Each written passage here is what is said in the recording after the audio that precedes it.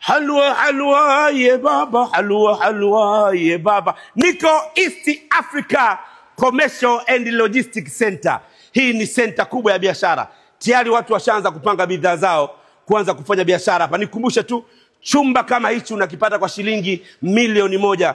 Hii hapa frame kama hii unaipata kwa shilingi milioni 1. Conducive environment, mazingira rafiki, mazingira matamu, unaweza ukaenjoy hapa. Mteja anakuja anaenjoy. Wewe kama unatoka Kenya, Uganda, Tanzania, wote tunaunganishwa na jengo hili la biashara hapa Ubungo, Dar es Salaam. Nakukumbusha tu, unapoingia hapa kufanya biashara unapata faida mbili. Kwanza, kupata masoko ya nje. Ninaposema masoko ya nje, utapata masoko ya Rwanda, masoko ya Burundi, masoko ya Kenya, masoko ya Uganda na soko la ndani la Tanzania, kwa sababu hii ni East Africa Commercial and Logistics Center.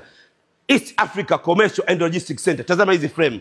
Hapa mazingira rafiki lakini security hali ya juu. Nakukumbusha, njoo hapa uandike historia pamoja na sisi. Njoo hapa uandike historia sisi na Wachina, namna gani mahusiano yetu yamekuwa mazuri. Halwa halwa ye baba, halwa halwa ye baba, halwa halwa ye baba. Hala!